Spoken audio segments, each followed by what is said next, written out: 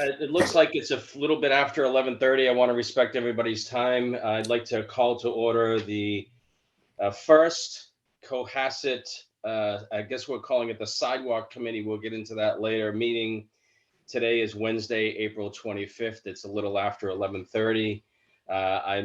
Paul Grady has asked me to just facilitate this meeting until we have an election of a chair who can formally facilitate the meeting moving forward. Again, this is our first meeting here, so there is a draft agenda that's been circulated. I think it would be great to just spend a few minutes and just go around the room and have everybody introduce themselves as a little bit of a kickoff. And then we can kind of get into some of the nitty gritty here. We don't have a time frame on this. My personal, I have a hard stop at 1 o'clock. I know that I respect everybody's time. Hopefully this is a good time to meet with this group, but we would certainly talk about later on in the agenda a discussion of future meetings. So let me just do a quick screen share. Does everybody have the agenda that was circulated?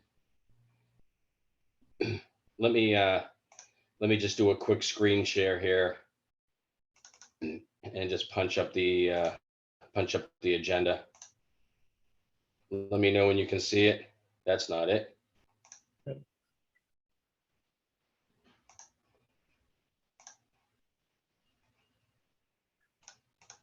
Here we go. Can you see it now? Not yet. No. Nope. No? No. It says you're sharing, but it just says just that. Huh. All right. Anyway, the agenda is pretty straightforward. Just do a quick introduction and then do the election and then review of the charge. And then we've asked Brian to go a little bit over, bring everybody up to speed on exactly what the proposed paving sidewalk plan is for the next year or two. I think that's a good way to get our feet wet. And then we've asked Mike Sidina to talk a little bit about just the Elm Street plan. Although it's just a draft plan, there's nothing final whatsoever. There's been a lot of talk about Elm Street. So again, although this is a first meeting, we're just kind of getting our feet wet and just kind of looking at the overall charge and seeing what's out there. And then we can get into talk a little bit about the criteria that we want to use for moving forward, et cetera, and then discussion of future meetings. But anyway, why don't we just take about 30 seconds here and go around the room and just introduce ourselves briefly to the group. My name is Jay Pampari. I've been living in Cohasset for 10 years now. I have 3 kids in the Cohasset school system. I live down the end of Jerusalem Road by Straits Pond. And I have had a lot of town involvement. I've served on the Conservation Commission for 8 years. I was either chair or vice chair for 7 of those 8 years and have a background in civil engineering. I work for the federal government as a civil engineer. I've got 30 years of engineering experience behind me. So one of the reasons I wanted to join this committee. So I think I have a little bit of a background.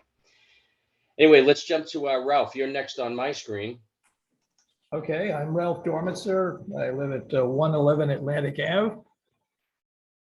What do I say about myself? You see Jackie and I walking around town a lot. The 2 of us often frequently around Atlantic Ave and Jerusalem Road and Beach Street and so on. Been on a lot of committees in town. I'm on the Capital Budget Committee right now. Been there for many years. Was a former selectman for about 6 years. Also been on the school committee. So been around town a while. Other than that, that's all you need to know. Thanks. Great. I'll just go in order of what I see on my screen. Brian Joyce. Hi, Brian Joyce, Director of Public Works. We have DPW facilities, water, sewer under the operations umbrella I manage. I'm a registered professional engineer, and I've worked on roads, water, infrastructure for over 30 years. Thanks. Great. How about Paul Grady? Hi, everybody. Paul Grady, 2 Cushing Road, Cohasset. I work in the energy business, oil installations, HVAC. We run a company out of Dedham and servicing areas like this.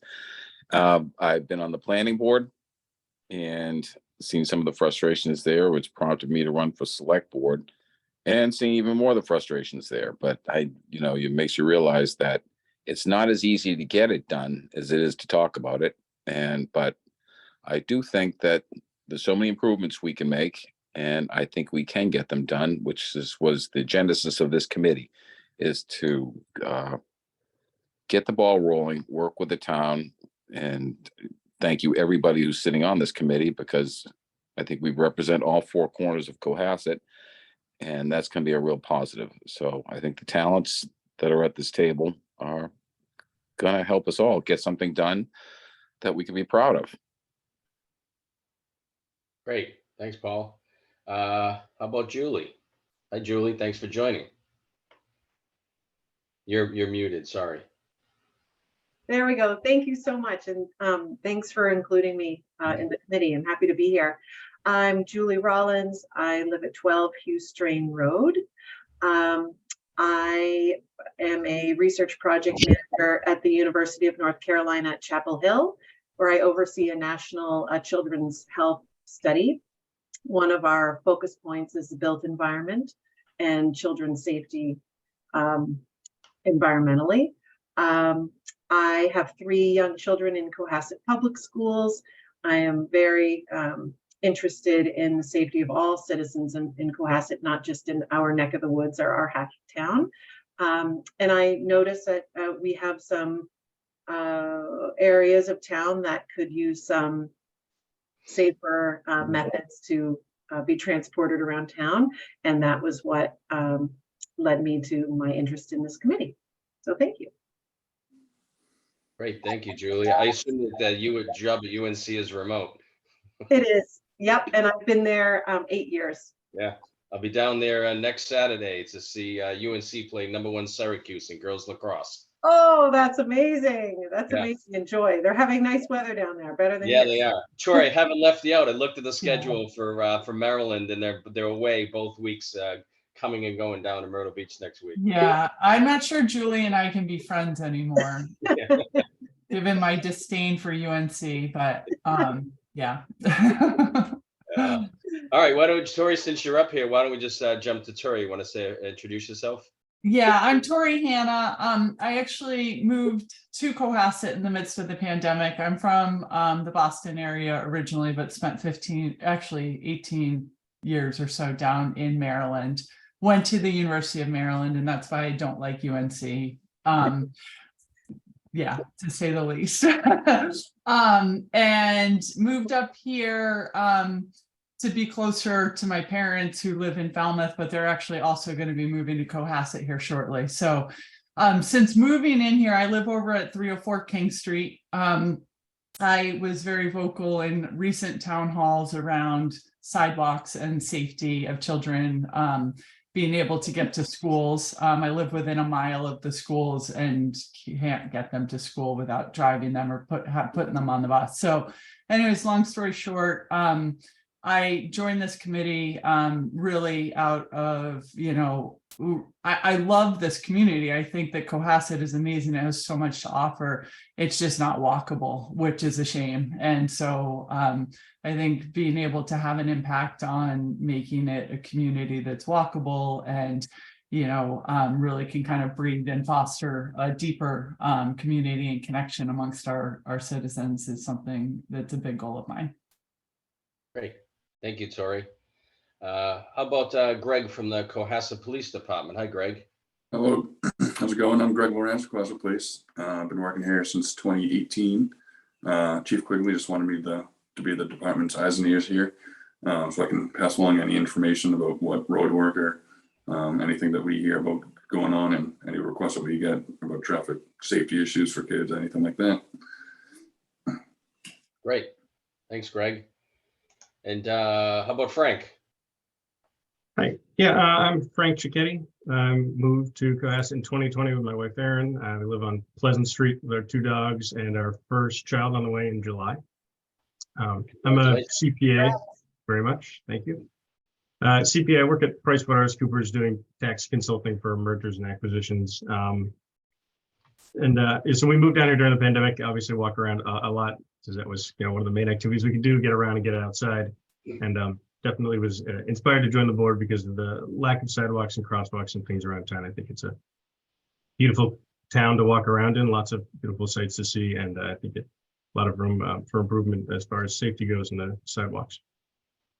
Great, thank you. You'll see Mike Sedin is on the call as well. He is not an active member, so I'll let Mike introduce himself in a minute, but the only person we're missing is actually Robert Mulhall. This committee is comprised of 9 members. There are 6 residents, and then we have a select board member. We have Brian Joyce from the DPW. We have a rec commission member, we have a capital budget member, and we have Cohasset Police Department. So it's comprised of 9 members. When anytime there is a vote, obviously the majority, it would be great if we had all 9 members at future meetings. Probably not always going to be the case, but for voting purposes, obviously we will go with the majority. So the fun, go ahead, Julie, yes. Sorry, can I interrupt for 1 second? Yeah. I neglected to mention that I actually am on the Recreation Commission, and I have been for about a year. So I bring that interest and perspective as well. But I don't believe I am the Recreation Commission representative. I think there may be a representative from Open Space and Recreation, which is a different town committee, but I could be wrong. Well, you are now. Great. Okay, excellent. I'm the Recreation Commission designee. I'm happy to do that. Would that entail me reporting back to the Recreation Commission what we do here on these calls? I don't think it's mandatory, but it's probably, you know, best to just check in with them. I don't know how often you meet. You might want to just give a little update, say, hey, I've been selected to participate in the Sidewalk Committee, and this is where we're kind of looking at, et cetera, et cetera. So it's not a bad idea. The only, you know, you raise a good point, and I was going to bring it up in a little bit here. Well, now might be a good time to just talk about open meeting law. Obviously, I know if anyone's ever been on a committee before, you're familiar with open meeting law. For those that have not, again, it's we have these public meetings for all committees and towns and boards across Cohasset, so that individuals can openly discuss what's actually happening.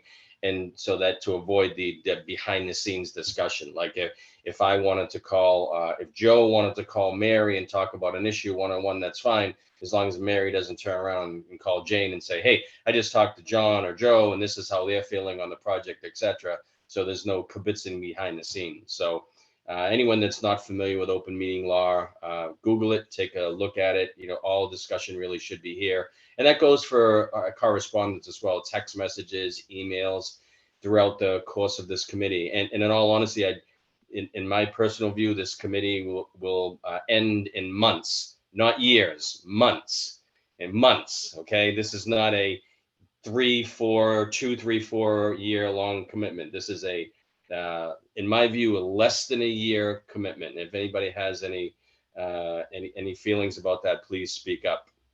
But I don't think this is the select board in the charge tasked the committee to have a report back by February 2023.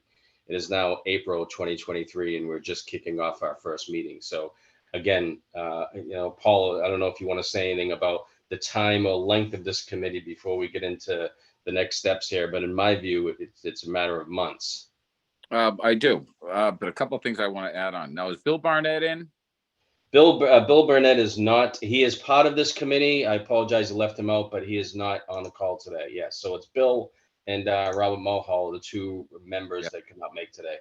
Yeah, Bob Mulhall emailed me. That's why I brought that to your attention. And charge in this committee really is, again, you know, we've seen the frustrations. You know, saw Tori at the town meeting and understand those frustrations completely. So the duration of this committee is to get in, make our recommendations, and get done. I only envisioned a committee that would last 6, maybe 7 months.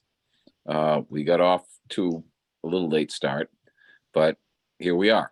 And I think we found the right people. But I'm going to go right along with Jay that, yeah, this is not a long-term goal. We're not looking at a town hall committee or something like that. It's going to last 10 years and running. So we get in, make the recommendations. I apologize to the board, and then we move from there. Okay. So should we have that ready for February 2024? Was that a typo? That was not a typo as far as I understand, because the charge was developed back in like October, November, December timeframe. Okay. I mean, if the board wants to revisit the charge and there may be a reason to revisit the charge and change that date, I think that's a simple change, February 2024. And again, maybe at the end of the meeting, we can figure out. It may take a couple meetings to figure out when we're going to have a final report or final recommendations, in my view.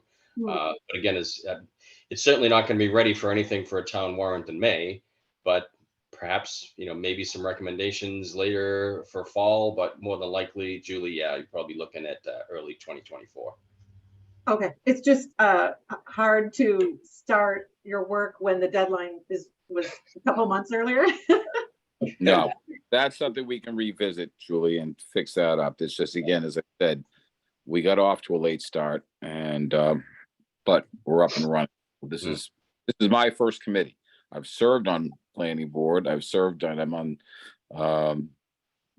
but this is the first committee I was charged with. So you're gonna have to bear with me. That's why I'm relying on Jay so much, because he's a pro at it. As being I don't chair. know about that. Well, you got a better handle on it than I do. I just want, Is my video on? Because on my screen, it's not. No, it's not. no, Yeah. Maybe I'll have to join in back in here in a second. I apologize for that. I'll get out and come back in a minute after we do this introduction.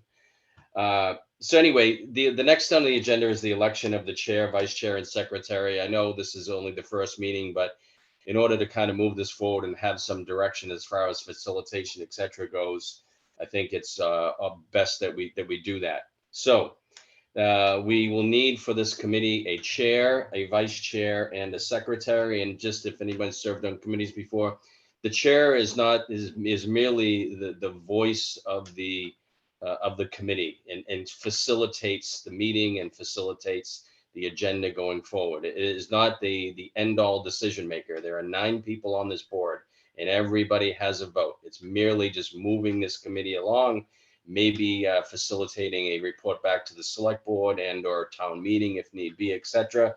That is all the chair does. So with that, I will entertain any nominations for chair of this committee. well, I make a motion to nominate Jay Pampari as chair. I'll second. I hear a motion and a second. Before I take a vote, are there any other nominations? All right, having not heard any other nominations, we're supposed to do this all by roll call vote, but just fit in the sake of time, for these 3, I won't do that. But moving forward, we will have roll call vote. You can either vote yay for in support, nay in not support, or you can abstain altogether. So there's a motion and a second for Jay Pampari as chair of the Sidewalk Committee. All those in favor, please say aye. Aye. Aye. Any nays? Any abstentions? I will abstain. That vote passes. I guess it's 6-0-1. Okay, next up we have vice chair, and I would like to nominate Ralph Dormitzer for vice chair. I second it. Are there any other nominations? Okay, not having heard any other nominations, with a motion for Ralph Dormitzer as vice chair. All those in favor, please say aye. Aye. Any opposed? Any abstentions? Abstention, of course, right. Okay, that vote passes against 6-0-1. Next up is secretary. And I would like to nominate Julie Rollins as secretary. And I second I that. knew that was coming. Wait. I'm already the secretary on the Recreation Commission. May I abstain from this position? May I duck out since I already have this role on another town committee? Sure. Are there any other nominations? Would anybody else like to be the secretary? I would nominate Tori Hannah. Sorry, Tori. What does it entail? All I have to do is. So I will refer back to Julie on this, since Julie is the secretary expert as far as what this entails. Sure. So for the commission, I take minutes during the meeting.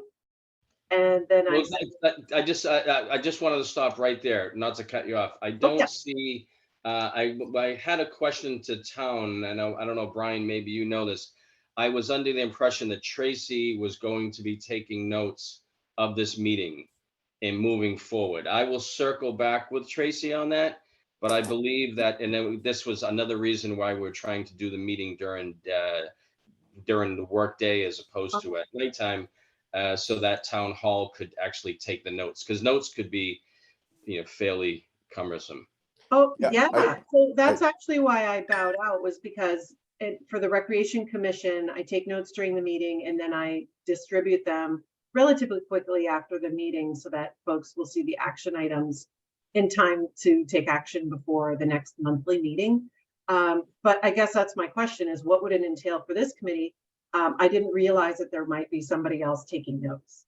That would change things. That is our Jay. goal. If I could interject on that, we are supposed to have town assistants. Yeah. And this meeting is being recorded as well.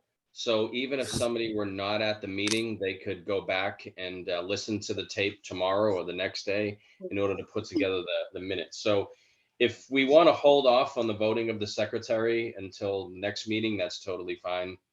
Or if, I don't know how others feel, and get confirmation on the note taking, because it is a lot. So what would the secretary do if Tracy's doing the minutes?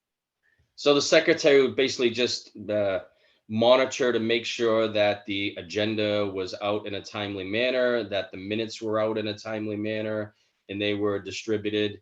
As you know, all the minutes go on the town webpage, and some committees, the town minutes, you see minutes, the latest minutes were like November. So the secretary is kind of the watchdog on getting the minutes and the agenda out. Oh, okay. I mean, I would be perfectly fine with that, and we can revisit that at another meeting if you like. Okay. All right, let's revisit. Yes. Let me jump in on this. What I'd suggest on this is make sure that we have someone like Tracy, who actually sends out the agenda and follows up. So the secretary would only just make sure it happened.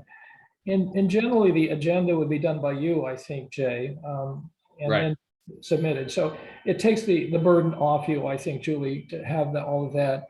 And I also have a view generally about minutes that you certainly want to do the motions and the votes, and only a very minor amount as necessary of the dialogue. So you don't want to burden yourself too much with dialogue, I'd say, but Yeah. motions and votes matter. Okay. Right. Yeah, it doesn't need to be 43 pages long. It's basically, the notes so far are basically just, we voted on a chair and a vice chair. Right, and who was present? Yeah, exactly. Yeah, Yeah. short and sweet. Okay. Okay, so let's table the vote for secretary for the moment, and then we'll get confirmation from town hall. And I want to get my video on here. So I'm going to jump off, and then I'm going to jump back on. And if when I jump back on, if Paul or Brian could see, if I'm not a panelist, can you promote me? And I'm just going to turn it over to Paul, if you don't mind, and just give a little quick relapse of the or an overview of the sidewalk charge that we have here. Everybody should have that in front of them. It's about a 2-page document or so. The charge is basically, again, we're calling it the Sidewalk Safety and Connectivity Committee. Although roads are not specifically stated in there, roads, I have confirmed this with the select board, roads are part of this study.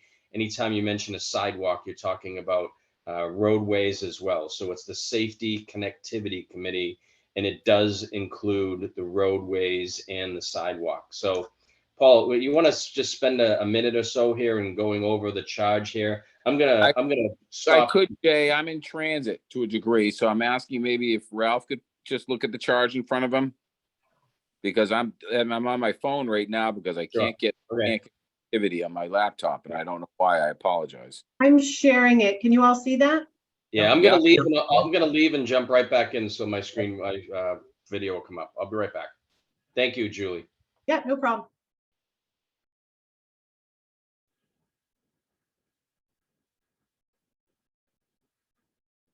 I Okay, think that's just- part of the secretary's role, Julie. So good work.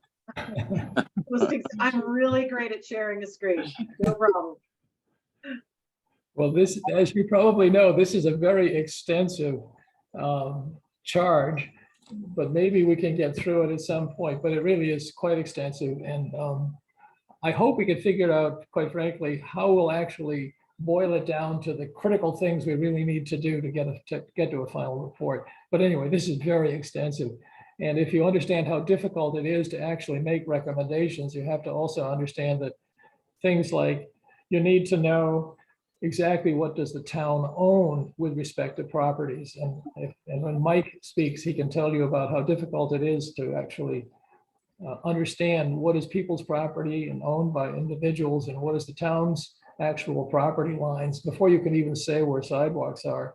And then you end up with things like what are the difficulties of actually doing anything, for example, ledge or removal of trees, which are prohibited by our bylaws. So there's so many issues associated with this. We're going to have to narrow it down to what's feasible, I'm afraid, rather than what would be most desirable. But anyway, that's the general comment about how difficult this looks and how much it has to be reduced to something more simple. I would agree with that, Ralph, but that's, I believe, why we made it broad in scope, just to give the committee some leeway in that, is how we develop as a committee, what we start to prioritize. And I think what will happen is it will narrow itself down when we come up, as a group with more of an operating plan. But the charge in and of itself was designed to be broad and let the committee run with it. That way there weren't any things that were quote unquote outside the charge while we start, because this is a new one. We're not this is a brand new committee. We're not coming from any old roads and sidewalks committee. So that's why, it's set up the way it is right now. But we will be narrowing it down. I agree with you, when we come up with the best way of operating on our own and then presenting it. I think the other thing to keep in mind is that there will be a budget, I assume, with roads and sidewalks. And I think the current warrant may include a specific amount of money for subsequent years. Up until now, the amount of money for roads and sidewalks has been 300,000 from the Capital Budget Committee and about 200,000 from Chapter 90 from the state, which is absolutely inadequate to do what we needed to do. So let's hope we actually can see a warrant article that gives us about at least $1 million a year. Otherwise, you don't have enough money to work with to do much. So That's in play right now, Ralph. And I think that you'll be pleased with what we're looking at. that's great. And will that be on the at the spring meeting? Spring, probably not. What we have coming up on spring meeting, which people probably read, is town hall. What we're looking at is all, and I know it's, again, let me repeat, I know it's frustrating, but we have money to maybe get some things done this year. So, and rolling into next year. And so in fall town meeting, what our hope is to put all our capital projects, and that's why town hall is coming out, because that was something that's been out there for so long and it takes up a lot of airtime. So if we can look at different capital projects, including our roads, our sidewalks, rec and fields, and even in the interim period of time, Julie, we are looking at different funding sources to maybe even pick away from those, Yes. be it fields and courts. Again, we have so many deferred projects. I'm sure you guys have all noticed, so many things have been left unsaid. So, and this is not a tooting of horns. We inherited something that we want to fix, but the only way we're going to fix it is just breaking it down, putting it in, and not pushing it off any longer. So we're trying to prioritize and move ahead. But to answer your question, I would probably say fall town meeting. Okay, that's excellent to know. And I just also wanted to mention, since you mentioned fields, I'm also on that committee. Yeah. The fields committee, and yes, we need updated fields as well. So I agree, there are a number of things that the town needs. And are you saying that the fields are included in the same budget, or is that a separate budget? Again, what I can say is they will be on fall town meeting unless we come up with something different. We're working on a few things. I will say that, we're very cognizant of the Beechwood playground. working with CPC, we've got some changes coming up in June. So what we're trying to do is look at everything without raising taxes to the citizens. And hopefully, we can find those projects, and it really is. It's a matter of finding the ways to pay for them. Yeah. Okay. Thank you. Just a little bit of optimism about what we can do in the short term. I think there is about $860,000 worth of funding available for the roads and sidewalks for this upcoming 2024 fiscal year. And there'll be another 300,000 from the Capital Budget Committee as a result of a vote we made last week. So I think there'll be in the orders of about 1.2 million, something like that, available for what we can actually do in this 2024 roads and sidewalks. So something better than what we thought. So just Ralph, is that calendar year 2024? It would be, well, yeah, because we actually do it in calendar year 2024. Okay. We voted, actually, we voted, of course, on whatever our town meeting in the spring is. Yeah. Gotcha. And then, of course, it becomes available on July 1st as useful money. But the 850 is available, 860 is available now from previous years, and the extra 300,000 will be available on July 1st. Okay. Well, this might be a good way to segue into Brian in a moment here. But again, I want to highlight in the charge the prioritize and the costing. And I know that a report was distributed around the TEC consultant assessment. In my view, a lot of the dirty work has really already been done here for the committee, right? You have a little bit of the master plan. You have a plan which we'll see, although it's merely a proposed plan for Elm Street that Mike is going to talk about a little bit. And you have the TEC plan. You have the work that Brian has already done with the DPW as far as laying out the next 10 years plan, et cetera.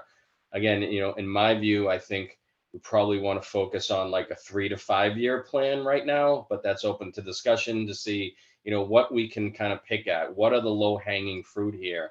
To Paul's point, we all join this committee. So at the end of the day, we can say, look, we actually got something accomplished, as opposed to sitting here twiddling our thumbs and 3 years later saying, why did I waste my time on that stupid committee? So I'm kind of a go-getter, straight to the point, get it done. It's black and white, call a spade. And so, just move it forward. So I think it's, and then of course we'll have to come up with some final report here, some months down the line, not years down the line, and come up with a final report and how we decide to present that to the select board or the town. We'll talk more about that. But Brian, I think this might be a good segue. Are there any other questions on the sidewalk charge? Okay. Brian, would you mind we just threw on the agenda here, just an overview of the upcoming paving plans. I know you sent out the email that they look like there were 5 projects. They were up and coming. I do have the paving plan. I'm happy to share that if you want, or if you have anything you want to share on your end. But again, what's on do you want me to share that paving plan? Is that helpful? I think I emailed it. So we have a 10-year plan. I just want to mention. So the 10-year plan, obviously, it's more solid in the near term years than it is on the out years. I'm sure the out year, 10 years away from now, is not going to look like what it looks like on the spreadsheet. So it's a dynamic plan, always changing based on what the needs are and the current conditions of the road. Right now, our plan just from a 30,000 foot level is we have all our roads on a 20-year cycle. We have 37 miles of public road in town. We try to do 1.5 miles to 2 miles a year to get us on that 20-year cycle. So that's kind of where we're at. And just to, again, put it in a rough budgeting perspective, 1 mile of road is roughly, all roads are different based on width, castings, things and curbing. So, but roughly, if you want to just in your mind's eye, have a budget figure 500,000 per mile of road and about $1 million per mile of sidewalk. Sidewalk, again, it's variable, and there's a lot of different costing and sidewalks and materials. You can go from, you know, a Cadillac version, which is granite curbing and concrete sidewalk, to a little bit lesser would be bituminous sidewalk with curbing, or you could do bituminous sidewalk with bituminous curbing, or bituminous sidewalk with, you know, just grass strip. So, you know, from levels of magnitude of cost, there's a big variability there. But just getting into this year's current plan, and what we're doing right now on sidewalks is, and it hasn't been done historically, is when we're paving a road, we're also going to pave the sidewalk that's, you know, continuous with that road, similar to what we did on Sawyer Street this past year. Another kind of costing issue that comes into play when you do a sidewalk, we have ADA requirements. If you do any work, by law, if you do any work on a sidewalk rehabilitation or anything like that, you are required to bring it up to ADA standards. So you'll note a lot of our sidewalks in town, and this is probably why historically a lot of them hadn't been touched, because when you do by law, you need to get your width, which is a minimum 4 feet. You know, a lot of times we're an old colonial town. We just don't have 4 feet in addition to the road to do that without taking property, or even sometimes you might have to chop off some of the house to get that width. But so a lot of our sidewalks are small. And, you know, Pleasant Street, I know, I think Frank said he lived on Pleasant Street, small sidewalk, and it's a tight road. So when. Brian, just a quick question. So from the, because I know from the edge of current roads now where there's no existing sidewalk, I've been told that the town actually owns 10 feet off of the edge of road. Is that correct? Or is that the right number? No, there is no specific number. All road layouts vary within the stretch of the road, and also, you know, by town. If you look at Elm Street, it's very wide. It's got a wide layout. Some roads have the edge of pavement is actually close to the edge of where the town layout is. If you have a specific question, a specific area, a good reference is the Mass Mapper, the Muni Mapper. You can find, and you can look at, it's got the road layout as well as kind of the property lines in it. Okay. You know, you can see where the road is relative to the layout. So Can we get a copy of that, Brian? I'm sorry to interrupt you, Jay. Yep. Brian, What's the question? where could we get copies of that sent to the committee? It's online if you want to search Cohasset MUNI Mapper. It should come up on the top of the list, and you can, you know, you can't break it. You can scroll around. There's a lot of different layers you can turn on and off. There's a measuring tool. You can measure, and there's ortho photos. You can transpose buildings and things like that. So it's the Mass GIS. I think that there's a link somewhere on our town website, but if you Google Cohasset Muni Mapper, yeah, there you go. Thanks, Julie. So again, you can scroll in, scroll out. If you scroll in, you can see really to any road. The reason I asked that, Brian, is 589 Jerusalem Road, for instance. I dealt with that property very much on the Conservation Commission, and you'll see there's and I'll get to why I'm asking the question, but there's a rock wall that the owner put up, and the rock wall is about, it seems like it's 10 or 12 feet off of the edge of the roadway. And the building inspector determined that the actual portion of the rock wall is on town property, even though it's 12 feet back from the roadway.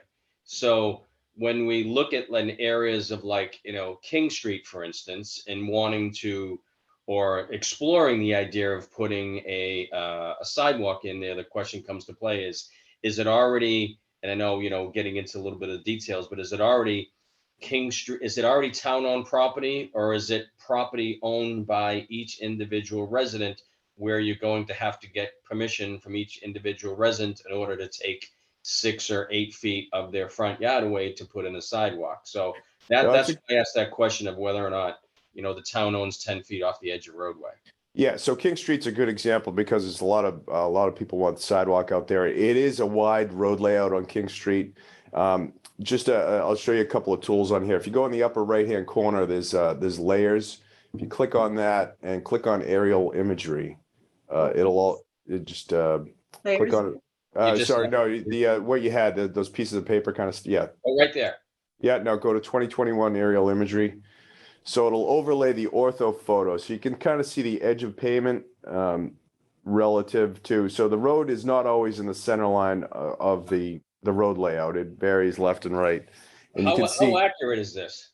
That's a good point. It's good within, plus or minus 2 to 3 feet. So I mean, it's Okay. sometimes Mass GIS is off, and you have to scroll out and scroll back in, but Right. it's good enough for estimating purposes. And just Yeah. another thing, if you X out of that, so on the upper left, you can see kind of a ruler with an arrow up and down. Click on that, and then click on okay. Now go to the edge of pavement.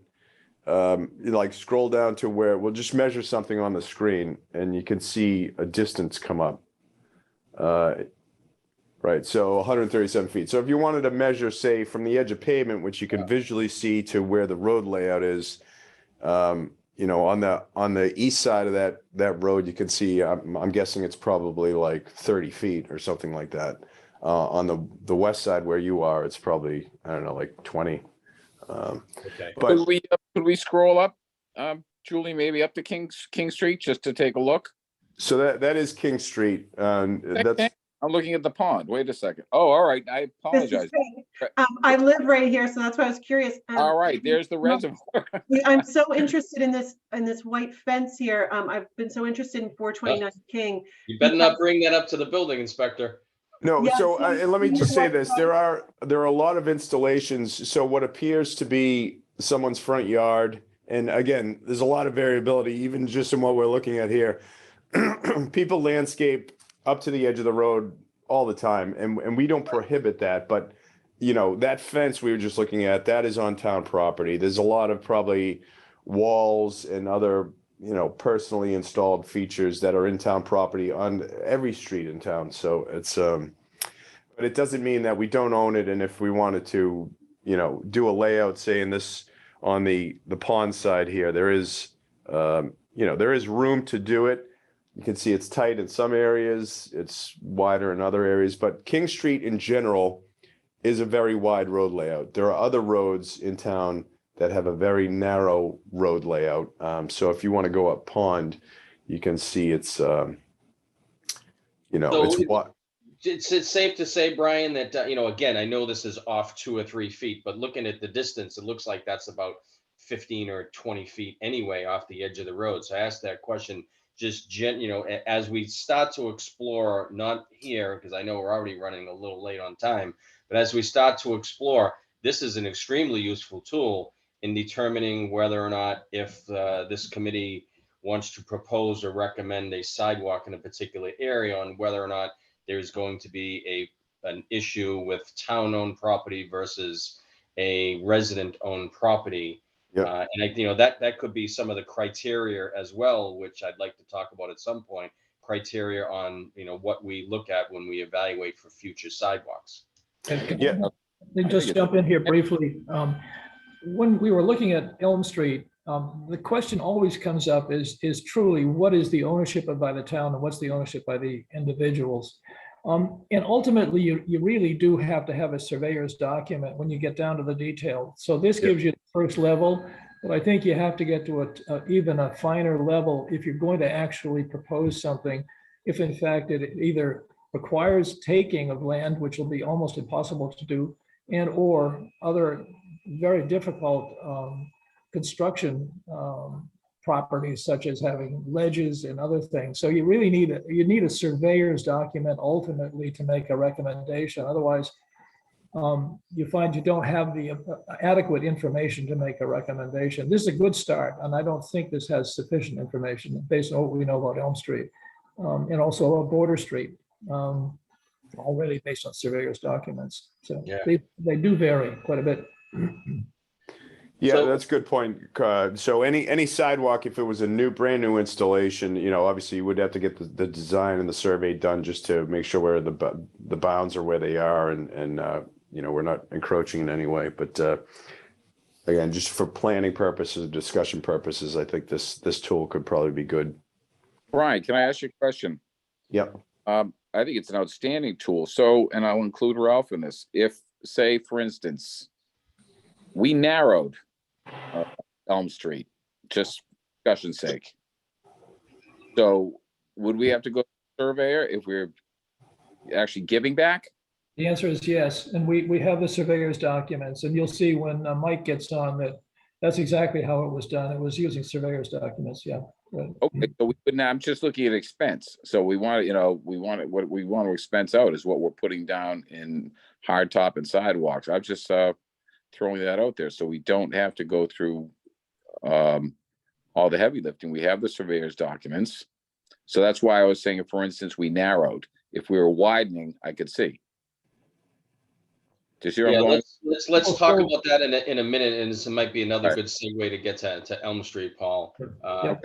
But So, Brian, you're going to be instrumental and crucial here moving forward, and hopefully you can participate in all these meetings as far as bringing us up to speed on and going through the future years plan. So, can you just tell us what's on the table now for Sure. 2023? I think you had emailed the 5 or 6 roads.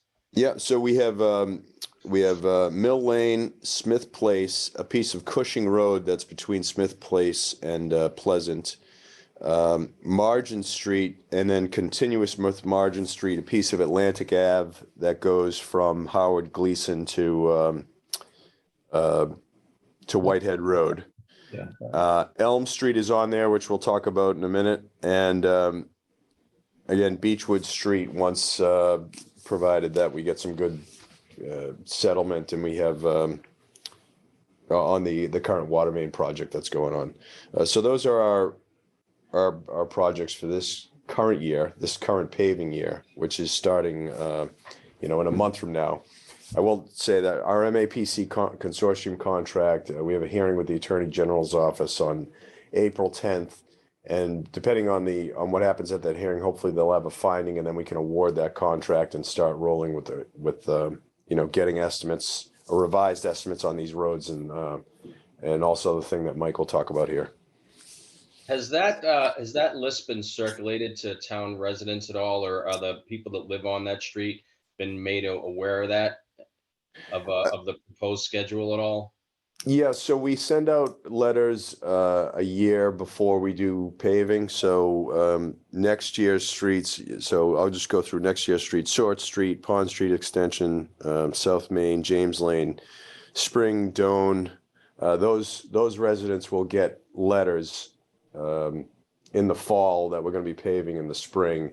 And if there's any, so we have a 5-year strict moratorium on excavation on our street to protect the capital investment. So we send them and say, if you have any business in the street, like you want a new gas connection or change your water service, let's do it now before we have the moratorium in place. Right. So just for the committee to understand, because I've been involved in a couple of properties where the transactions actually fell through because they wanted to tie into the street. If a roadway is paved, then there is no digging up of that roadway for at least 5 years. So no connection to the sewer, no gas line, no electrical, unless of course it's an extreme emergency for whatever reason. But you want to buy a home on that road, there's a beautiful piece of property, and you want to tie into the sewer or etc. That's a no-go for 5 years. Correct, Brian? Yeah, that's correct. So we have a strict 5-year moratorium, accepting emergencies like leaks and major hardships, which we haven't had. And then from year 6 through 10, so we have a 10-year protection plan. 6 through 10 is a fee for kind of an early opening. So it's 5,000 down to 0, and 5,000, 4,000 from years 6 to 10. Okay. So good to know for the committee as we start to think about this, and that might be something to think about as far as the setting of the criteria. What is the future use of some of these roadways? And I drove by those 5 last night. Some of them, like Mill Lane. I personally didn't think there's anything wrong with Mill Lane myself. I think there's 20 other roads in town that could probably be paved. Some of the other ones, I mean, you need 4-wheel drive, Smith Place down there, and and Margin Street, Atlantic Ave is in really bad shape. So I strongly support that. My question, and I know these projects are ready to go or should be ready to go this summer, like Beechwood, for instance. I'm strongly supportive of paving the Beechwood area, that stretch that's on there from Mill Lane to Kendall Village. Are we looking at the sidewalk at the same time? Because that's a beginning. We talked about this with the charge. If we're gonna do the street, then let's do the sidewalk as well. So is the paving of Beechwood, and I know there's so much construction going on over there. I don't know. That doesn't look like it's going to get paved anytime soon because there's trucks all over the place over there now. But if Beechwood's going to be paved, are we going to incorporate the sidewalk, or are we leaving the sidewalk alone? Because in my view, we do them together and get the sidewalk done at the same time. Yeah, the plan right now is to do it at the same time, but everything comes down to the bottom line, the funding, right? So once we get to the point we're going to pave, excuse me, we'll get the estimates and check our funding. Okay. So when you say Excuse Beechwood, me. again, there's so much construction going on over there. Obviously, you want to make sure that all the trucks are out of the way and there's no more digging up the roadway, etc. That the Beechwood sidewalk is going to be replaced or when the paving gets done, hopefully later this year. That's right. Yep. Okay. Sorry. All right. Brian, And I have a question. Did you say Pond Street Extension? I missed what that street was called. So that would be the Pond Street from 3A to King Street. Oh, excellent. And so when is that scheduled? That's for paving? That right now it's on 2024 paving. Excellent. Okay. That's really good to know. A sidewalk, as you know, from the article I spoke on at town meeting, the Warren article, having a sidewalk or an area on the side of the road, even a multi-purpose path, something to connect our half of town to the Cohasset schools would be really beneficial to have at that time, if we could. Right. And- So if you look at the study from TEC, I think they mentioned that stretch as well. And Brian, I know we have to get on to Mike Sardina, but I have a question for you. And I've driven the roads too. Some are worse than others. But one of the roads that concerns me is, and it's been brought up quite a bit, is I confuse it. Is it the Doan Street to Church Street that going into Situate? I know it because I travel it every night to take my daughter to swim. And that one is, that's a 4-wheel drive road. Yeah. So Doan Street again, that's on next year, and Church Street is the year after. All right, that one's in rough shape. Are we in any position to rearrange some of that? Just to, if possible. I'm just putting it out there. Yeah. Sorry, I'm joking here. But yeah, things can change. I'm just Reason gonna go. So much sidewalk, a lot of foot traffic up there. Yeah. I want to reinvent the wheel, but it's just looking at the roads that are just really degraded. The only Well, quick question, if I can throw that in, Brian, maybe you don't know, but is the water department going to dig up that portion from Doan out to the Situate line? Is there any chance the water department's going to be there too? Do you know? So we're looking at that now. There's a piece that needs to get replaced, but the rest of it is AC main from the 60s, so it's not too bad. Okay, all right, it's doable then. Yeah.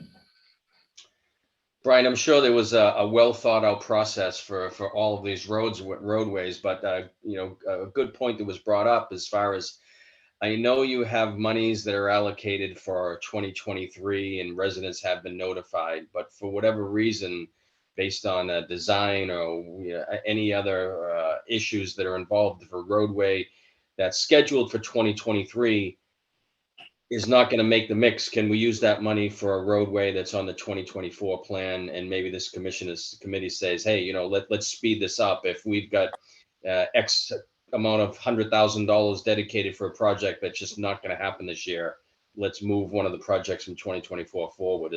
Is that an option? So Would that would be a great problem to have. I think our 1.1 million is probably not enough for what we have currently. We'll see. The bids that came in are about 50 to 70%, depending on the bid item, higher. So I don't see having an excess, but Yeah. but in a perfect world, yeah. in a perfect world, yeah, I'd love to get all 10 years done in the next 2 or 3 years. It'd be Yeah. Yeah, I think we all would. Yeah. Okay.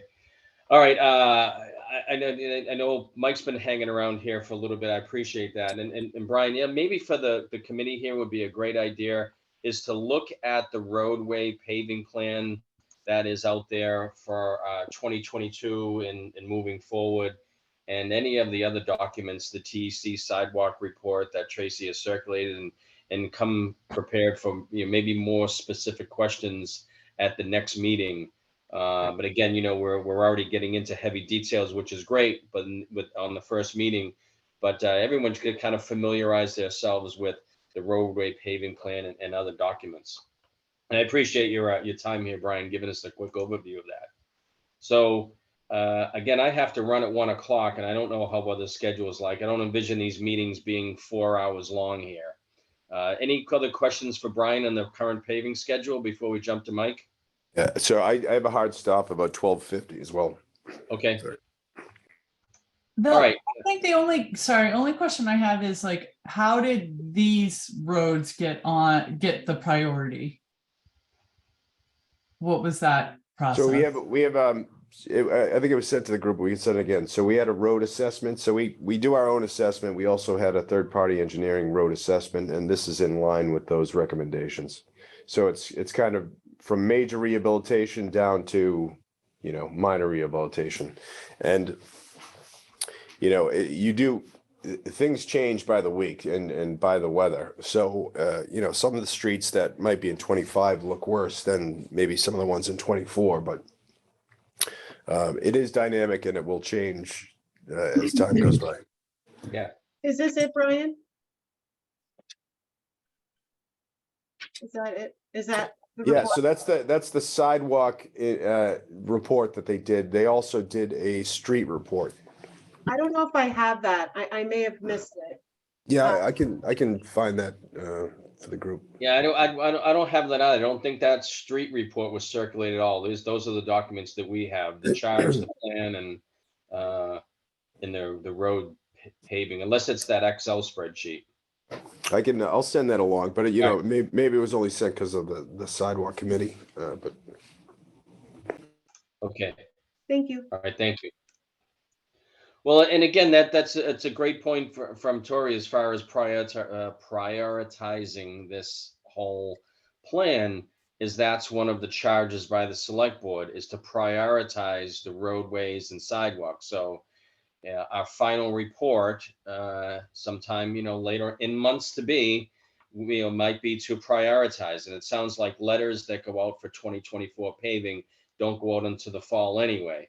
In a perfect world, we'd have a report, and perhaps, again, our goal here, in my view, is to influence the roadway paving schedule, not schedule, but road and conditions as we go forward. As Brian mentioned, some roads are just really need to be paved as soon as possible, but due to funding, et cetera, it just can't happen. So maybe if they're on a 2025 list, can be bumped up to 2024, et cetera. So that's just something to look at and review and look at that prioritization and costing as well for the future roadway plan.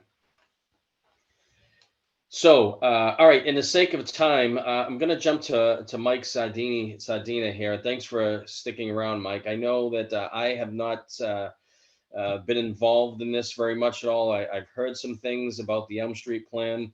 I'll let Mike, if you want to share your screen, Mike, and pull that plan up. But really, there's been a lot of talk about Elm Street, the corridor, and I know it was on the 2023 paving schedule. It doesn't appear that that's going to happen right now, but it looks like from Brian's point of view, or the town's point of view, that it was pending design conditions, etc.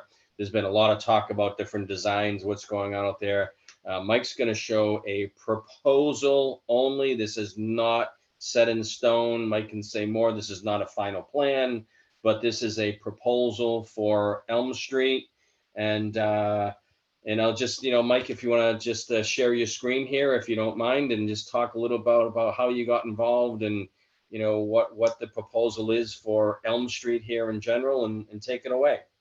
Just let me jump in, okay, Jay, for one second. Absolutely. Okay, I just want to give context to people. The Elm Street was once a rather beautiful street with elms, which actually were protruding into the road. And in 1973, the select board at that time, or selectmen at that time, actually had them all cut down, and the road was widened. Almost from that time on, every master plan shows it. People said, we regret what happened. We'd like to have something more in keeping with the original design, which was to have wide sidewalks, green space, and trees. And that's pretty well repeated, I think, in the criteria for the master plan that we now are working on. So that's all I need to say. Just there's a lot of background in this. It goes back for many years, and this is the first time we really attacked it and tried to get something serious done on it. So that's all I need to say for this. Yeah, no, I appreciate that, Ralph. And obviously everybody is. Yeah, go ahead, Paul. I just want everybody to know I was not on the board despite age, that I was on the board at that time when we widened that. And secondly, I'm looking forward to seeing this plan because we are talking about green spaces, open spaces, and connectivity to the harbor. It would be nice to see this street come back and make it a beautiful street and something. It's a very attractive thought, a tunnel of trees going down to the harbor. So with that, I'm good to go. Yeah, thanks, Paul. Mike, you want to take it away here? Yes, I'll try to distill it down as quickly as I can. Relative to Elm Street, part of the harbor master plan and the town master plan, there was a charge in it to try to make the connection between the village and the harbor stronger. And by reading between the lines, what that means is that's not 100% of that right of way, or nearly 80% of that right of way being pavement for automobiles. The stronger connection was meant to be for pedestrian experience. So in the interest of the evaluation of going from what exists now to some kind of a study through the Elm Street Corridor Working Group, which is no longer in existence, through that process, it was determined that in order to have wider sidewalk and a stronger connection from the village to the harbor, the best way of doing that is to narrow the road. And through the process with neighbors and a survey that was put online for all town residents to respond to, it was determined that the highest priorities were basically better walks, better crosswalks, landscape systems, street trees, and basically there was a fair amount of concern about the speed on the road. And that was basically driven by the fact that most people aren't paying attention to stop signs. So in the interest of that particular study that was done, the road was narrowed to 1 lane of parking on one side and 24 feet of vehicular service lanes as the result. That gave us a little bit more room on one side of the road for a wider sidewalk. So I'm going to share my screen right now, and I'm going to pull up some studies. Now these drawings are almost 5 feet long, so this is not a very appropriate forum for looking at something on a small computer screens, but I'm going to have to kind of zoom in and zoom out on this in order for you to be able to understand it. On the very left-hand side of the screen, that angled road there, that's Brook Street. Over here, it's still not sharing, Mike. Sorry. Not yet, Mike. Yeah.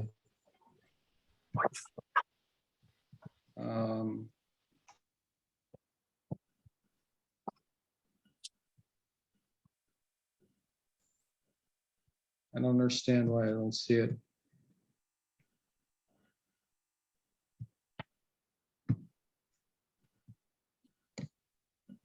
Not yet. Mike, do you have two computer screens going? No. No. So I have the file open on my computer screen, but I don't see it coming up here. Let's see if I have it.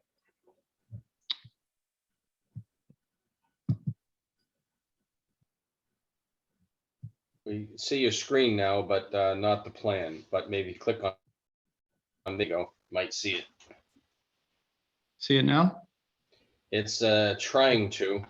It We was see your it's screen, loading. but not the plan. What's that? Double be click on loading up. Adobe Find that again. Yeah, right. I don't, what did you say? I double click on Adobe again, okay? Because you're up there. I can see Adobe Acrobat in 3 files. So it may be that is somewhere. It probably is up on your screen somewhere. But You're not, sharing, yeah, you're sharing your screen, but we can't, all we see is the Adobe, the 3 Adobe files. If you try and click on one of those, Mike. Where are the Adobe files? I don't they understand. sometimes drop down to the bottom and the little, on your, to the notation screen at the bottom of your screen. You might see Adobe, the files actually drop down there. Often Yeah, if Adobe. they're down there, you can right click on them and click maximize if they're on another screen or hidden behind something. Do you see Sorry. Adobe on the bottom? I don't see Adobe anywhere. I don't know what's going on here. Yeah, it's Me- just you have a folder open. I don't think it's Adobe. I think you just have an actual folder open and it's showing that you have Adobe files in the folder, but it's your scans folder. If you close that folder, you probably just have an extra folder open. Do you see your folders at the top of your screen? These, I Yep, don't, yep, these, exactly. So close out of that folder. Go up there, yep. There you go. So So you stop sharing now. Well, you might have just been sharing the window, not your screen. Right. Yeah, exactly.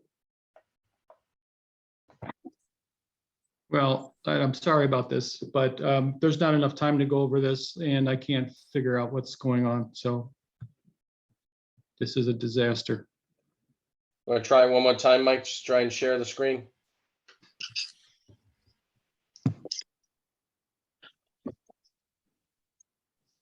Mike, do you want me to try and share my screen of that plan? Sure. But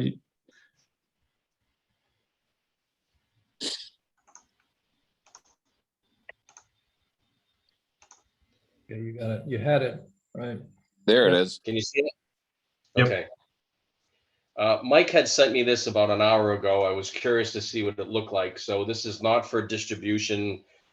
Keeping this internal to myself. I was more curious than anything else leading up to this. So that's the only reason I have this plan. I'll just give you kind of a go through and open it up here, and then I'll start back. Let me minimize it a little bit, and I'll let you talk a little bit about this, Mike. What do you anything you want me to focus in on? you should back out of it a little bit, please. Back out. Yeah, a little bit more. Okay, so as I started to say, the very left-hand side of the screen is Brook Street, which is just Right right there here. by the Hingham Savings. On the right-hand side, the bottom right-hand corner is basically the intersection of Summer Street and Border Street. To the top of the screen on the right-hand side is Cove Street and sort of the beginning of Margin Street. So the narrowing of the road would occur by the curb line on the south side, which is the bottom edge of the roadway, moving north. The curb line would then move parking with it. The parking on the north side would be eliminated. And what that does is it gives us almost an additional 8 feet of dimension between where the curb was and where the curb can be. What this is showing is that the sidewalk system that would be on the south side of the road would be the widest sidewalk. The sidewalk on the north side of the road would remain the same. That would be the stronger connection for the desires of the master plan and the harbor plan, to have some kind of a system that would be significantly more pleasant to walk than what exists now. Between the sidewalk and the curb line is a grass strip that would then have street trees in it. This study is basically drawn over the survey that was done for the water department when the water main was put in a couple of years ago, and the road hasn't been repaved as a result of that since then time. And so this study is very timely relative to the improvements for Elm Street and the repaving of Elm Street. So the objective here is for a wider sidewalk. We're projecting a 6-foot sidewalk. During the Elm Street corridor working group sidewalk conversations, there was anything between 12 feet and 8 feet. The neighbors really objected to the much wider sidewalks.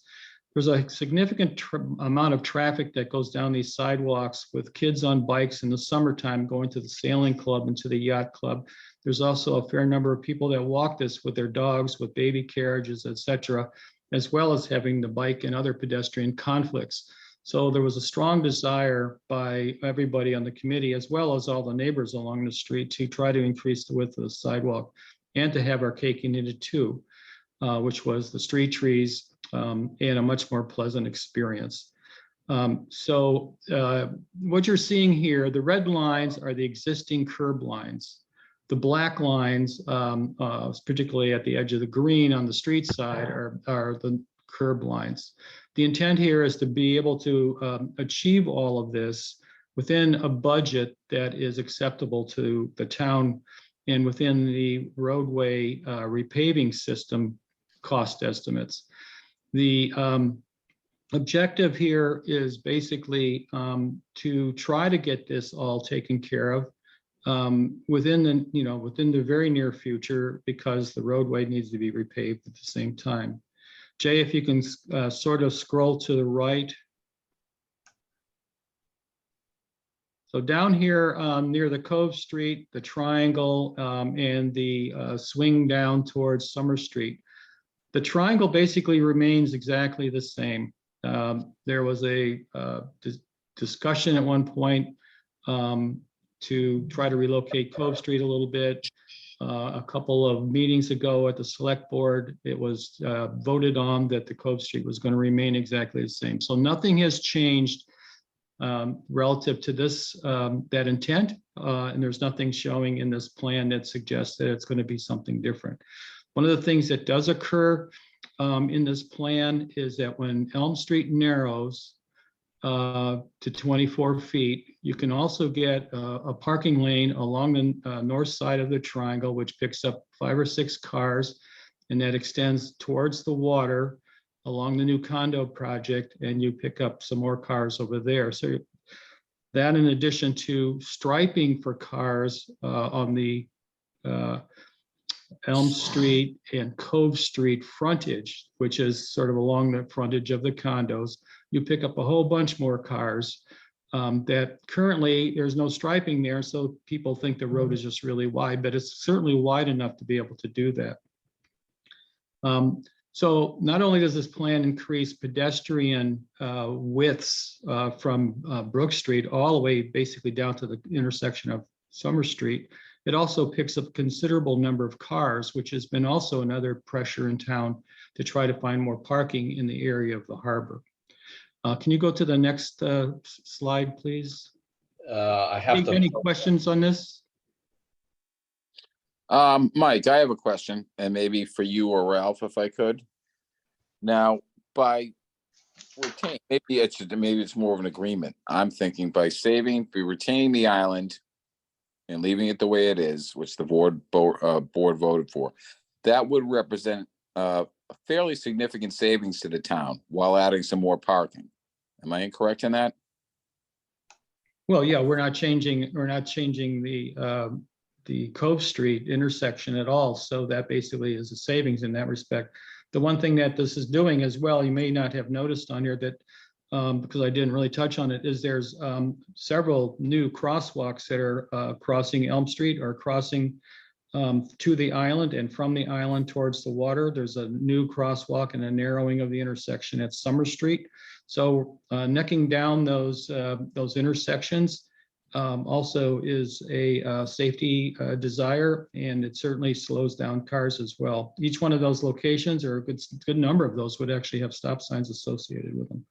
One thing, one of the other things that Brian Joyce has pointed out when we had a brief conversation with him about this is when we narrow the road by 8 feet, we're also eliminating future expenses for repaving that section.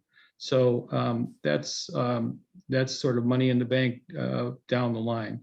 This is an enlargement plan of the triangle area, Margin Street sort of interface, and the area from Cove Street down to the Summer Street intersection. And it just shows the crosswalks going to the point of the triangle. It shows a crosswalk going across from the triangle towards the harbor there on the north side. And if you can scroll up a little bit, Jay, please, you can see that it also represents the crosswalk in the narrowing of the intersection at Summer Street at the bottom right-hand corner of the screen. The angled parking remains in place so that we have parking that exists. It pretty much stays where it is, and we just get some additional walk width down through there as well. Can you go to the next slide, please, Jay? Yep.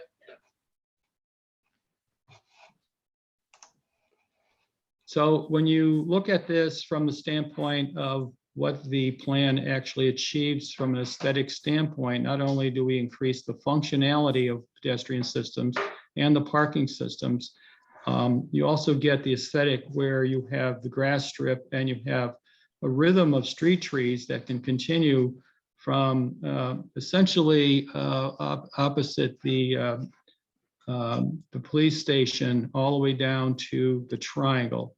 The pink trees are the existing cherries that are, most of them are in the right of way. They're in the town property. So all this is in the town property. And so your system now of a landscape includes an improved sidewalk, it includes grass, it includes street trees. It could even include pedestrian lighting as well as part of the walking experience on the south side of the road. We have new crosswalks in multiple locations. You have increased parking, and you have the stronger connection that was basically the charge of the master plan and the harbor plan. Mike, is there a cost for this full plan of the trees, the grass area, the sidewalk, et cetera? Is there a cost figure? Well, we've been noodling away on the cost estimate. We actually use, Brian referred to the consortium contract relative to a contractor that would be awarded the right to build infrastructural projects in Cohasset and other towns as well. Those unit costs are fixed for a year. There has been some dispute about the current bids, which were due on February 22nd. They were late. There's a bunch of, there's a lawsuit associated with it. So we were using last year's unit costs. We used the unit costs that were associated with the Sawyer Street improvements project. And there was also a cost estimate that was done for the Elm Street corridor that Jason Federico had put out. They'll also use unit costs that were basically the same unit costs because it was the same contractor. Those costs are obsolete relative to this plan because we are now in another year. We're in 2023. And as Brian alluded to, the costs have gone up some. We still don't have the new costs, but we have all the line items pretty much understood. We want to sit down with the contractor to go through and understand this. We believe that where we are currently with our thinking is that we are within a budget to afford to have this and even have some money left over for other roads and sidewalks. But we're going to work on this as soon as Brian has something that he can positively tell me about the availability of unit costs. We're going to sit down with them and get this going. get it, because we're not going to go any further with these plans until we know that we are either in budget or out of budget. And we don't really have a budget. We just have to be able to work within the parameters of what has been discussed about road and sidewalk improvements to date. Right. And I guess, well, Brian, you unmuted yourself, so feel free to jump in. No, I was just gonna say, once we have a contractor under contract, I plan to try to schedule a meeting with Mike and Ralph and myself, just to go over and get an estimate on this design. So in your plan right now for 2023, it looks like you've got $600,000 dedicated for the Elm Street project, and it doesn't sound like, correct me if I'm wrong, doesn't sound like that's going to happen this paving year, 2023. But what does that $600,000 go, and is it already dedicated for the project?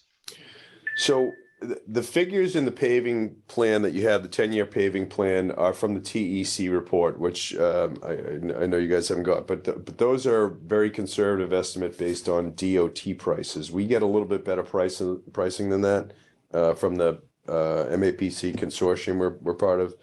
So anyway, there's just a placeholder for Elm Street right now. We're hoping to get a design, Mike's design, voted from this committee and from the select board, so that we can proceed with doing the work. So I guess that's one of the priorities that we were hoping to get from this committee. Yeah. I guess in a perfect world as well, given all the construction that's going on now, obviously with the construction of the condos, et cetera, and I don't know when the completion date is for that, taking that into consideration, what would be a reasonable and estimated time frame for completing this in a perfect world? If everything worked out perfectly, we'd like to pave in the fall, and that includes, we pick we agree on this design, we get the cost from our contractor, we can afford those costs with the other roads that we have planned, and that we may need to also get some survey work done just for the contract to work with. Okay. And when do you expect bids to come in on this?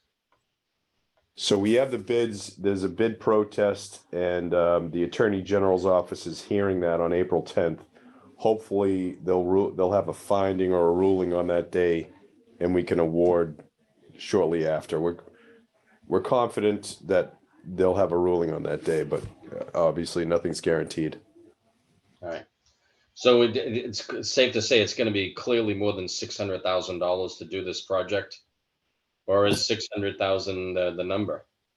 So we won't know until we get the contractor in. I mean, so there's savings in, can we repurpose the curbing and just reset it? A lot of it, if you walk it, is kind of beat up. The contractor may say, I can't reset this, or, we need to go new. So are you buying new curb, or are you resetting the existing? There's a big cost difference there.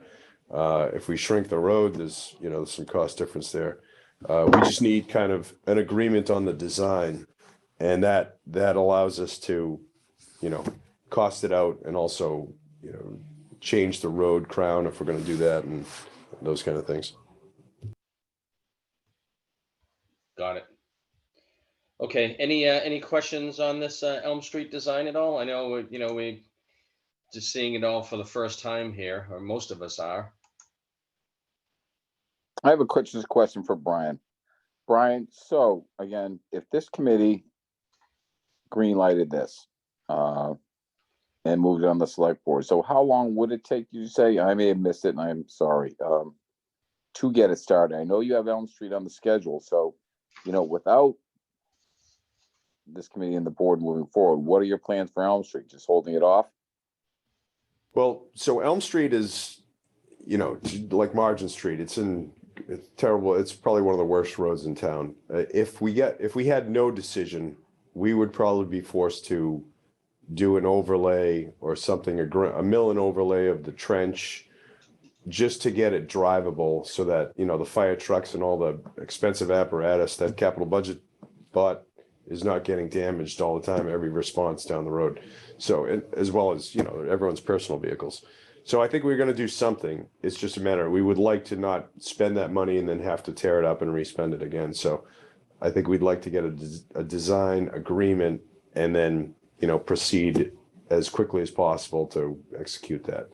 That Now, was my point. Don't want to put good money over bad.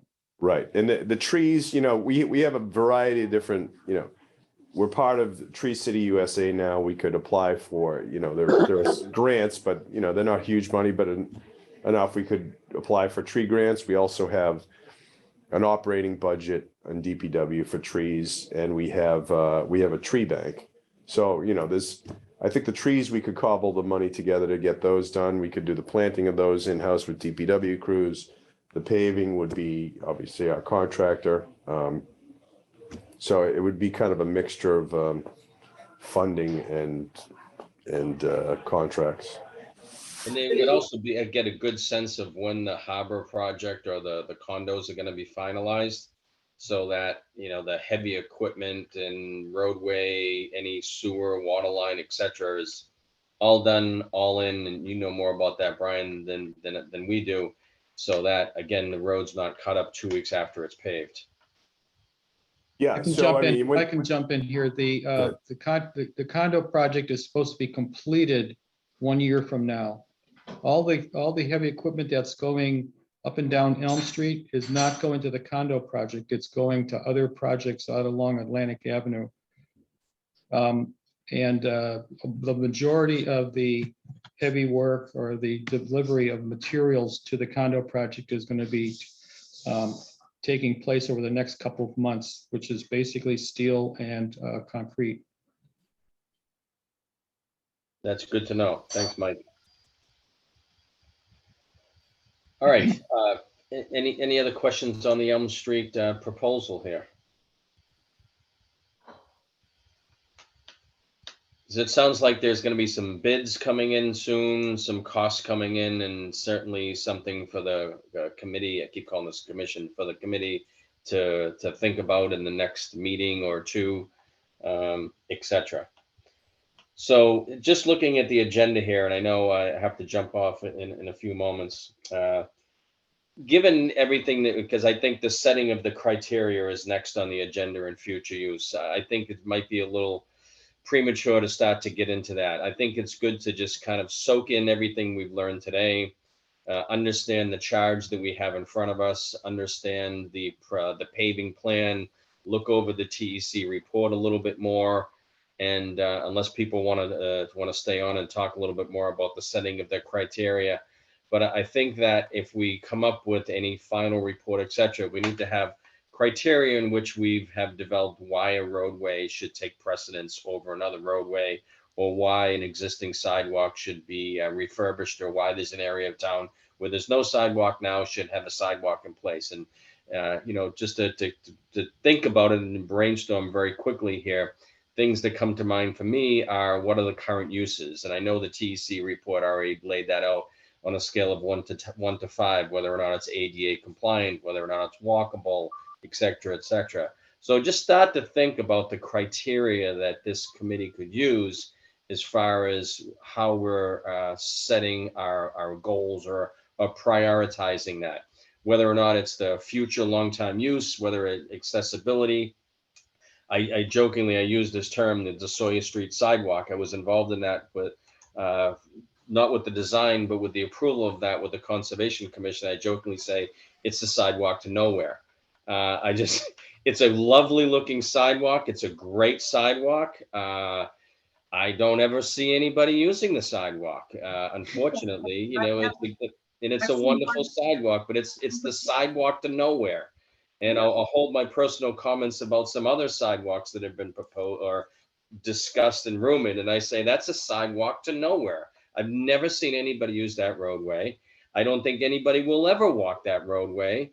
And you're taking your life in your own hands by taking 2 steps off the roadway. So there are those roadways itself. So I think, Ken, as we move forward, think about the criteria by which you're going to prioritize a sidewalk over another sidewalk.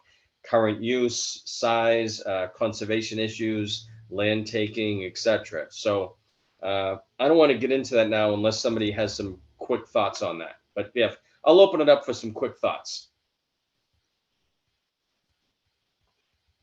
Jay, I'd agree. Oh, go ahead, please. I was just gonna say, I agree. I'm gonna second that. I think that's what we're here for, to prioritize. I do Sawyer Street every night, and it is a lovely sidewalk, but I've never seen a soul on it. I think we've got to ask some direction. I think it was either Tori or Julie who brought up the Pond Street. You know, if those are actually used, they're used, and you know, you need a connectivity to the schools and to get up to the fields and courts. You know, for the life of me, again, I think it looks really nice, but I don't see the sense in this, say, the Sawyer Street myself personally. Paving, yes, but it's there. It's there. I hope people use it. But I think that's our kind of mission from here on out, is to determine what's best for everybody in Cohasset. Families, carriages, bicycles, safety, connectivity. Right. And I think that's where we should go with that. Yeah, and considering bus stops in the morning, bus stops in the afternoon, you know, younger kids leaving the bus stop, walking to schools, etc., all considering all that. So start to think about these criteria, you know, moving forward, and even driving around town, just looking around town from areas where we're coming into the summer season. We've got runners, joggers, walkers, people, parents with strollers, bicycles. It's amazing. Go out around town on a Saturday morning at 5:30, 6 o'clock in the morning. You'll be, I know in front of my house, I'm amazed at how many people are walking, running, and jogging, you know, getting their morning exercise that early. But and the cars are flying at that time because they don't expect anybody on the roadway at 5:30, 6 o'clock in the morning. So again, all these things to consider when setting the criteria. So I'm gonna, for the sake of time, just table that to the next meeting. Given that, jumping along the discussion of future meetings, I know some people like to have these meetings in person. Some people like to have them remote. You know, personally, I'll be honest, I'm in favor of the remote meetings only because you can multitask and it doesn't take away from some things. I know if there's a preference, you know, we'll go with the preference here with this committee. My personal preference again is to have them during the day. Rather than nighttime. We're coming into the spring, summer season. At least in my house, there's 7 nights a week from 6 o'clock to 8 o'clock.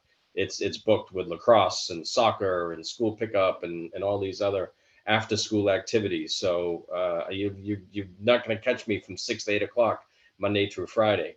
So I don't know how others feel. I'm going to propose that these meetings take close, you know, somewhere around your lunchtime hour. Sorry to take away from the lunchtime hour. Maybe is this a rough good time, like a Tuesday, a Wednesday, or Thursday? Can we agree to a particular day and a particular time and limit it to 90 minutes or so moving forward? How is today for everybody? I know it was last minute for some, so you know, we apologize for that. But how is this the time frame, like Tuesday, Wednesday, Thursday? Lunch hour-ish time frame. Any thoughts? I think that we ought to reach out to Bill and Bob too, as well, because they will have a lot of input. And I think that maybe in next week's, we figure out, you know, in our next mess meeting, and then we come to a conclusion on that. Just have to give people some time to look at their schedules, what's best and what's a good compromise. Again, emphasizing that this committee is not designed to be of long duration. So yeah, no, I agree. For those that are on the call, how does this lunchtime-ish time frame work? Do you prefer it during the day?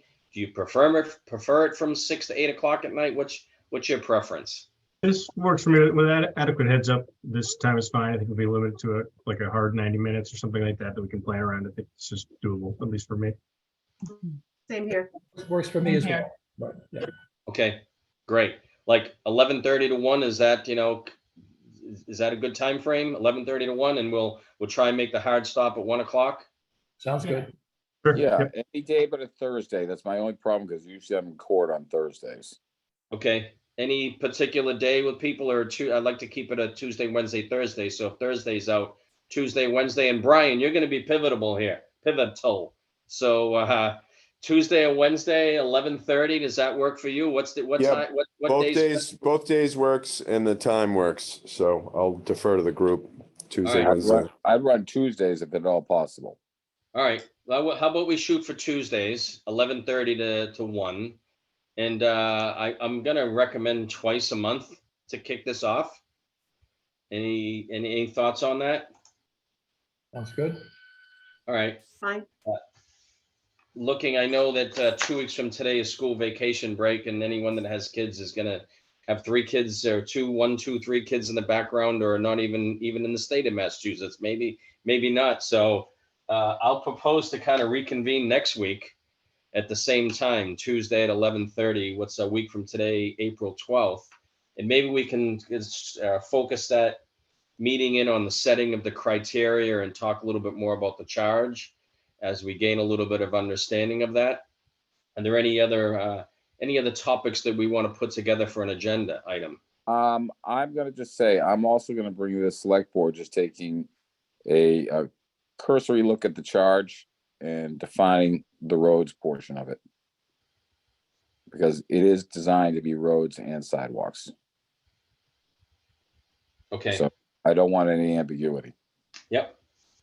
Paul, All right. you're talking about like if we suggest a multi-use path instead of a sidewalk, is that? What I'm getting at, Tori, is I think there was a little confusion that looks like it's more just sidewalks. Okay. We're like, to your point at town meeting, we have to prioritize roads and sidewalks. And then in speaking with Brian, it's like, what can we do about doing both at the same time? So Gotcha. we don't want to pigeonhole ourselves into just a sidewalk when the road's sitting right next to it. Yeah. Yeah, no, I agree. That would be great, Paul. And change the date to February 2024 if you're going to revisit. Yeah, I think we can manage that.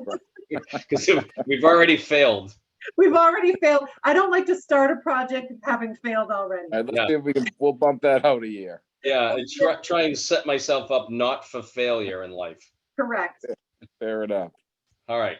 So just moving this agenda along, any topics not reasonably anticipated within 48 hours, that's thrown in most agendas. If anything we haven't touched upon, if anybody wants to bring anything up at this point, looks like we have the next scheduled meeting. I will talk to Tracy so she can send out a Zoom link for everybody and confirm with Tracy about the meeting notes, etc.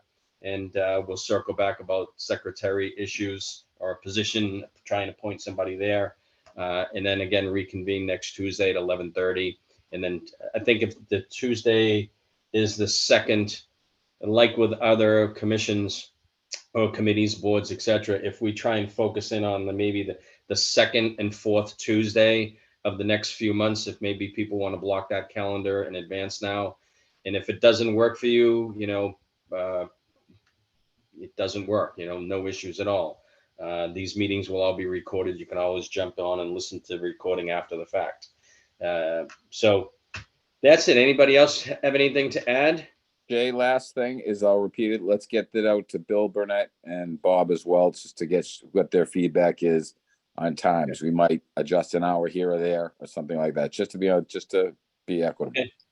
All right. I will circle out to them and I'll probably drop an email. And again, as we move forward, I just want to reiterate the whole open meeting law issues. If somebody sends an email out, if the agenda goes out about a particular project or, an email, expect a vote, no voting over email, personal comments. If you need some clarification, I guess as chair, give me a call. Happy to talk to anyone, or feel free to call Ralph too. Over there. Sure, he would love the phone calls. But if there's any clarification, give me a call. I don't want to be front page of the Anchor or in front of the select board saying that we've already violated open meeting law moving forward here, etc. All right. Any last questions before we adjourn? It's been a good meeting. All right. Well, thanks everyone. Thank you, Mike, for sitting in here during this time frame. That was very useful. Again, if everybody could just read the information, and I'll Tracy circulate all those documents again to everybody, and we'll see each other in a week again. I appreciate your time. Thank you. All right, everybody. Thank you. Enjoy the day. Bye-bye. Bye, everybody.